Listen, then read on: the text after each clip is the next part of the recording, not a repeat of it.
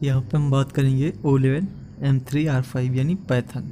ठीक है, पैथन में हम क्या पढ़ेंगे। नेक्स्ट हमारी हेडिंग है आइडेंटिफायर। आइडेंटिफायर क्या होता है। पिछली वीडियो में मैंने आपको कांस्टेंट बताया था, कमेंट बताया था, भाई क्या होता है। यहाँ पर हम आइडेंटिफायर देखेंगे। ठीक है, आइडेंटिफायर वेरिएबल दोनों इसमें हम देखेंगे। वेरिएबल क्या होता है, आइडेंटिफायर क्या होता है। ठीक है, जब बाकी जो आइडेंटिफायर होता है ना भाई, वो वेरिएबल और आइडेंटिफायर में कुछ ज़्यादा खास फ़र्क नहीं होता है।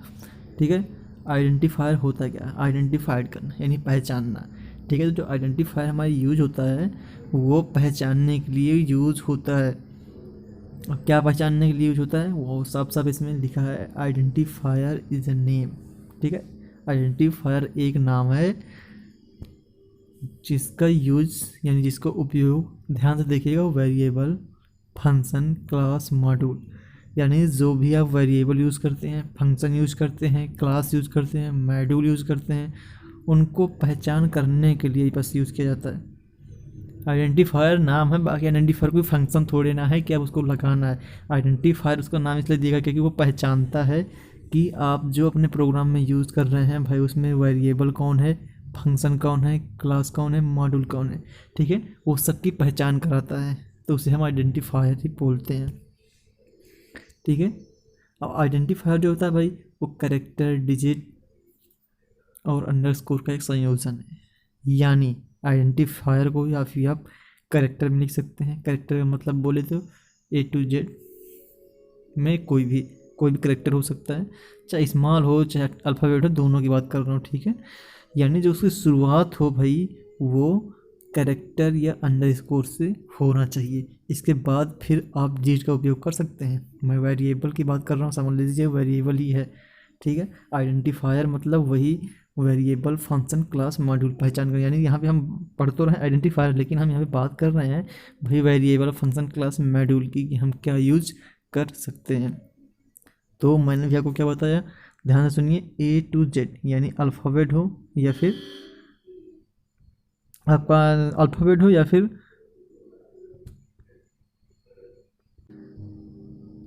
यहाँ पे स्मॉल अल्फ़ाबेट हो। ठीक है, दोनों अंडरस्कोर यानी अंडरस्कोर और कैरेक्टर A to Z, इससे आप शुरुआत कर सकते हैं और फिर डिजिट का उपयोग कर सकते हैं। इसमें लिखा भी कैरेक्टर A to Z या फिर A to Z यानी अल्फ़ाबेट या स्मॉल, एक अंडरस्कोर और अंक यानी 0 से 9। हम आइडेंटिफायर में हम विशेष वर्डों जैसे #@ इनका यूज़ बिल्कुल नहीं करते, वो बिल्कुल इनवैलिड माना जाएगा। आपका समझ में आया भाई, अच्छे से समझ लीजिए, कुछ नहीं है। आइडेंटिफायर जो है एक ऐसा नाम है जिसका उपयोग वेरिएबल, फंक्शन, क्लास, मॉड्यूल आदि की पहचान करने के लिए किया जाता है। आइडेंटिफायर को हम कैरेक्टर या फिर अंडरस्कोर से शुरू कर सकते हैं और बाद में हम डिजिट का उपयोग कर सकते हैं। पहले आप यहाँ पे डिजिट नहीं लगा दें, पहले आप डिजिट लगा देते हैं वो आपका इनवैलिड माना जाएगा। पहले आप कैरेक्टर लिख सकते हैं या फिर अंडरस्कोर लगा सकते हैं, इसके बाद आप डिजिट का उपयोग कर सकते हैं, वो वैलिड होता है।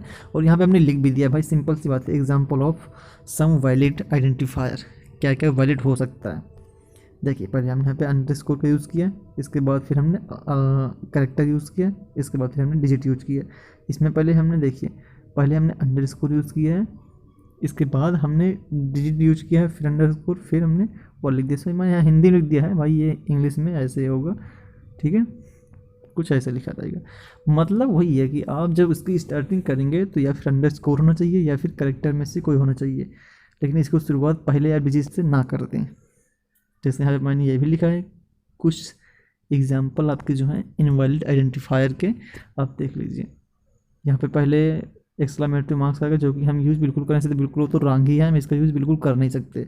दूसरा जो है देखिए, इसकी शुरुआत हमने क्या कर दी है, इसकी शुरुआत हमने पहले डिजिट से कर दी है, तो ये भी रॉन्ग माना जाएगा, इनवैलिड माना जाएगा।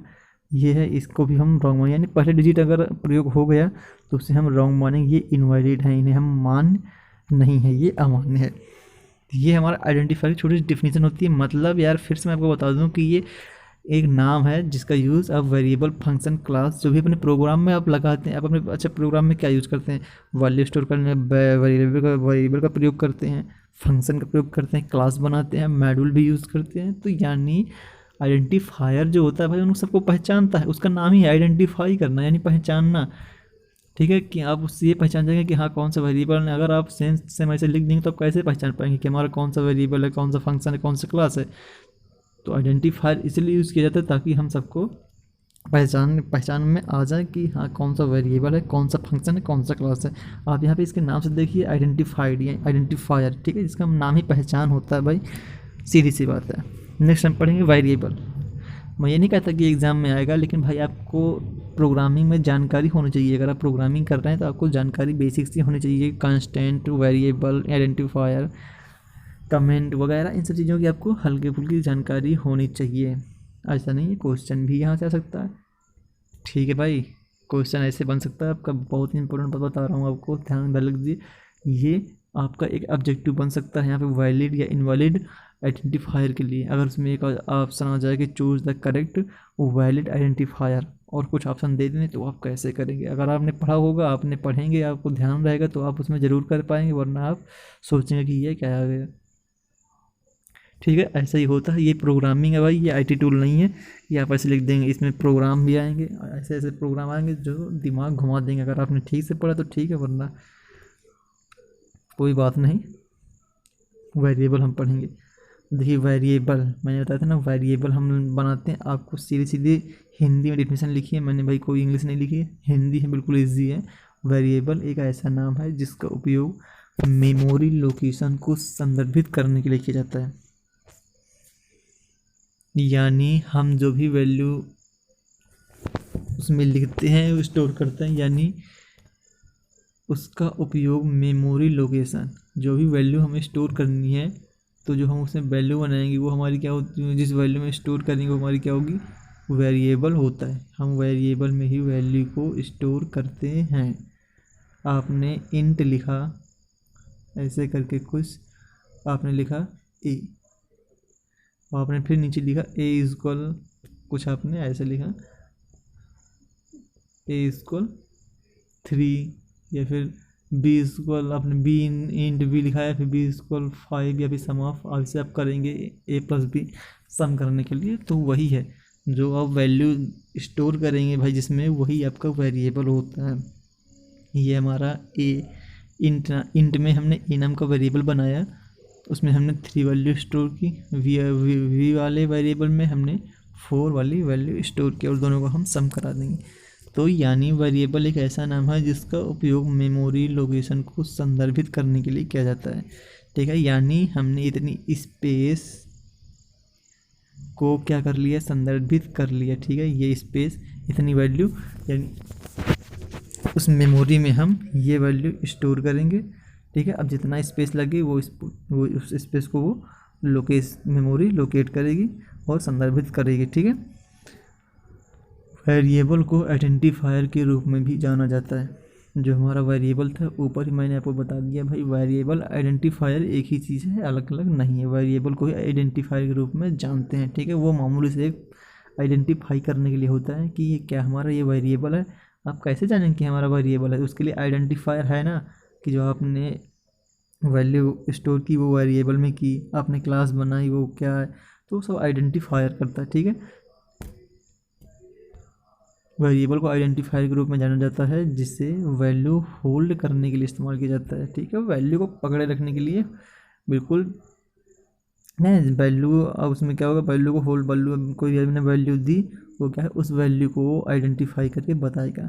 ठीक है, उसकी जिम्मेदारी होती है, रिस्पॉन्सिबिलिटी होती है आइडेंटिफायर की, कि वो जो भी हम वेरिएबल या फंक्शन यूज़ करते हैं, मॉड्यूल यूज़ करते हैं, वो सबको होल्ड करके रखती है। ठीक है, और हमें बताती है कि हाँ आपने यहाँ पे ये यूज़ किया है, आपने यहाँ पे क्लास यूज़ किया है, आपने यहाँ पे फंक्शन यूज़ किया है, आपने यहाँ पे वेरिएबल यूज़ किया है। ठीक है, पाइथन में हमें वेरिएबल के प्रकार को स्पेसिफाई करने की आवश्यकता नहीं है। ये बहुत अच्छी बात है भाई। ये सी लैंग्वेज में तो ठीक है, लेकिन जो हमारा पाइथन में है, हमें वेरिएबल के प्रकार को स्पेसिफाई करने की आवश्यकता नहीं होती। ठीक है, क्योंकि पाइथन वेरिएबल टाइप खुद ही पता कर सकता है। ये आपको आगे सब पता चल जाएगा। ठीक है, पाइथन में वेरिएबल के प्रकार को हमें स्पेसिफाई करने की आवश्यकता नहीं होती कि आपने क्या लिखा, 3 अगर लिखा तो भाई जाहिर सी बात है वो इंट ही होगा। आपने ए लिखा, जाहिर सी बात है वो कैरेक्टर ही होगा। ठीक है, तो वही बोल रहा है वेरिएबल के हम प्रकार को स्पेसिफाई करने की आवश्यकता नहीं होती, क्योंकि पाइथन वेरिएबल टाइप खुद ही पता कर सकता है। ठीक है, वेरिएबल नाम, लेटर और डिजिट दोनों का समूह होता है, लेकिन उन्हें एक लेटर अंडरस्कोर शुरू करना होगा, जो मैंने आपको ऊपर भाई आइडेंटिफायर में बता चुका हूँ, सेम बिल्कुल वही है। ठीक है, जैसे यहाँ एग्जांपल देखिए, यहाँ पे ए में आपने क्या, ए स्कूल आपने 6 लिखा, आपने ए में 6 वैल्यू को स्टोर किया है। बी में आपने हेलो वर्ड लिखा, जो कि एक स्ट्रिंग है। ठीक है, और आपको जो 6 है वो डिजिट है, नंबर है। और जो आपकी सी में आपने जो स्टोर किया 3, 2, 4 वो आपकी क्या है, लिस्ट है। और जब हम प्रिंट ABC कराएंगे तो ये हमें प्रिंट करके दे देगा 6 जो आपने ऊपर लिखा, हेलो वर्ड जो आपने सेकंड नंबर में लिखा, और थर्ड नंबर की लिस्ट, ये हमें तीनों प्रिंट करके दे देगा। तो ये हमारा वेरिएबल होता है और ये हमारा आइडेंटिफायर होता है। यानी आइडेंटिफायर और वेरिएबल में कोई फ़र्क नहीं होता भाई। आपने वेरिएबल आप सीख लीजिए, तो आप आइडेंटिफायर वही होता है, वेरिएबल को ही आइडेंटिफायर के नाम के रूप में जाना जाता है। ठीक है।